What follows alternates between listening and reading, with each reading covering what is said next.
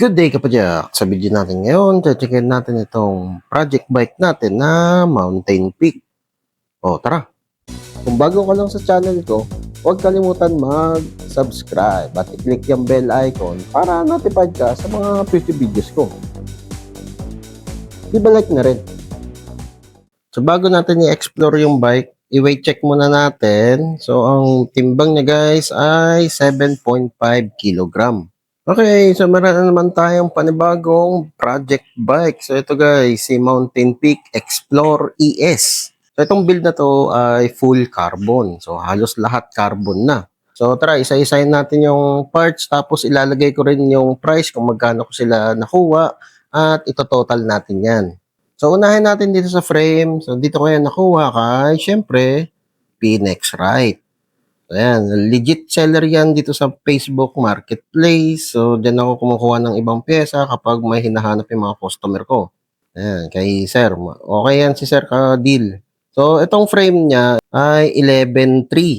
So, ito naman yung mga parts na galing sa Shopee. Itong Richie Tagalog na carbon saddle. Dalawang model yan. Yung isa naman, may butas dito sa gitna, saka dito sa gilid. Ito naman, isang buong solid lang. Next, itong Robal-Robalan na Robal Tagalog na seat post o carbon seat post. Ang magandang feature dito sa seat post na to, yung isang bolt niya, merong butas sa gilid. So, susuksukan mo lang ng kahit anong matulis na bagay yan, yun yung gagamitin mong pangpahigpit. Kapag yung saddle mo ay walang butas, katulad nito, walang butas. So, ito naman yung handlebar niya, ganun din, galing din sa Shopee. Robal-robalan din, parehas lang dun sa black ink yung design. Tapos, linagyan ko na rin siya ng titanium bolts, para hindi kalawangin. So, dito naman sa seat clamp, carbon din yan ng Coseblo. Bolt-on din, tapos yung bolt niya gawa din sa titanium.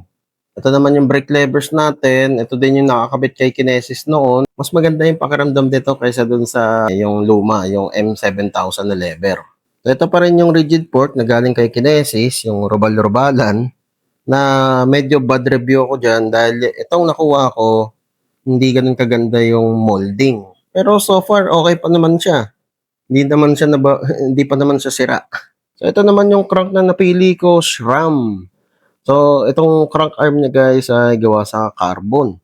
Yung axle ito, 30mm. Sobrang taba na axle. So, nahirapan din akong maghanap ng bottom bracket dito na papasok dito sa Mountain Peak. Na ang butas niya ay para sa 30mm. So, yung bottom bracket na gamit ko dyan, Cactus. Medyo pricey lang siya, pero goods.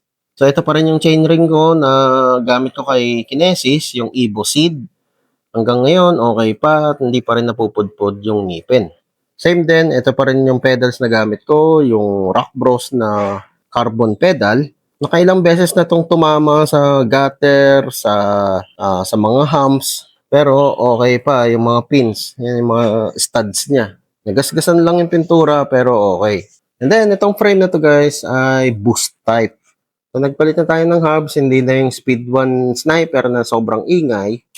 Ang gamit naman natin dito ay Tanki TH490 na boost hub. 6-pole street it din yan. Okay naman yung engagement, walang problema. Parehas lang din ng TH240 saka 390. Walang pinagkaiba. Boost type lang. At syempre, nandito pa rin si Wheeltop EDS. So actually, ito lang yung nagpapamahal dito sa build natin. Ito ay nakuha ko noon ng 21K. Okay, so voice over muna tayo kasi sira yung audio nung recording natin. Anyway, so itong Wheeltop EDS, okay naman to. Kalahating taon na sa akin. Hanggang ngayon, gumagana pa rin yan. Okay na okay yan. Ito naman yung kadena ko, ganun pa rin yung ginamit natin kay Kinesis, yung ZTTO 11 speed na full hollow. So yung pins niyan hollow, yung inner saka outer plates hollow. Butas-butas, kaya mas sobrang gaan.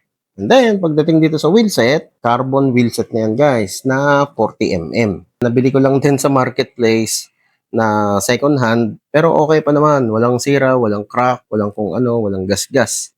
Ito naman, nakatanki TH230. So, ito yung 24 holes na hub ni Tanki. Kasi itong rim, 24 holes. So, dito naman, itong TH490, 32 holes. Naka-convert lang siya sa 24 dito sa rim.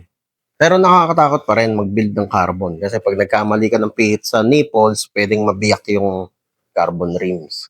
And lastly, ang gulong natin dito ay CST Fox Trail. Pinakamagaan na XC tire. Okay, so para sa mga gusto mag-try nitong CST Fox Trail, ang masasabi ko dyan, okay naman. Goods naman yan. Walang problema, matulin, mabilis. Since magaan siya, madali lang paikutin. So, ang total na nagastos ko dito sa build na to ay boom! O, di ba? Sabog ang bulsa.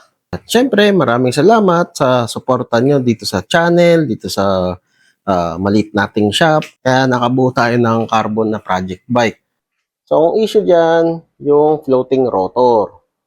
Kapag naka-floating rotor ka, masabit siya dito sa poste nitong brake mount.